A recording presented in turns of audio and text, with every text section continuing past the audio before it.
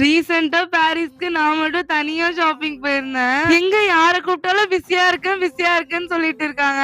சரி நமக்கு நம்ம இருக்கோம்டா, நம்மளே தனியா போயிட்டு வந்துடலாம்ன்னு சொல்லி கிளம்பிட்டேன். நான் வேற ஃபெஸ்டிவல் டைம்ல போயிட்டேன்னா செம்ம கூட்டமா இருந்துச்சு. அப்பதான் எல்லாரும் வந்துட்டு இருந்தாங்க ஒருத்தரா. ஃபெஸ்டிவல் டைம்க்கு ஏத்த மாரி நெறைய கலெக்ஷன்ஸ்லாம் இருந்துச்சு. எந்த பக்கம் பார்த்தாலும் கடை தான் இருந்துச்சு. என் கண்ண வேற பறிச்சுட்டு இருந்துச்சு. ஒண்ணு ஒண்ணா பொறுமையா ஷாப்பிங் பண்ணிட்டு இருந்தேன். ஆக்சுவலா நம்ம ஒண்ணு வாங்க போயிருப்போம். ஆனா எக்ஸ்ட்ரா நெறைய வாங்கிட்டு வந்திருப்போம். அதே மாரி தான் நானும் பண்ணேன். இந்த பெரிய பெரிய இயரிங்ஸ் அப்புறம் பேங்கிள்ஸ் தான் வாங்க போயிருந்தேன்.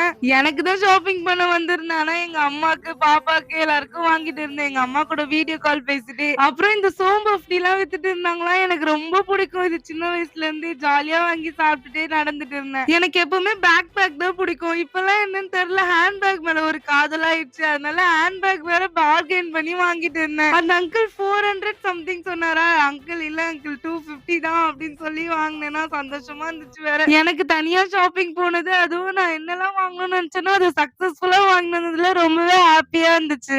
வீட்டுக்கு போகும்போது பஸ்ல வித்துட்டு இருந்ததும் வாங்கி சாப்பிட்டுட்டே போயிட்டு இருந்தேன் என்ஜாய் பண்ணி. நீங்களும் இந்த மாதிரி தனியா ஷாப்பிங் போயிருக்கீங்களா? இல்ல ஷாப்பிங் போறதா இருந்தா யார் கூட போவீங்களோ அவங்கள மறக்காம டேக் பண்ணி கமெண்ட் பண்ணுங்க.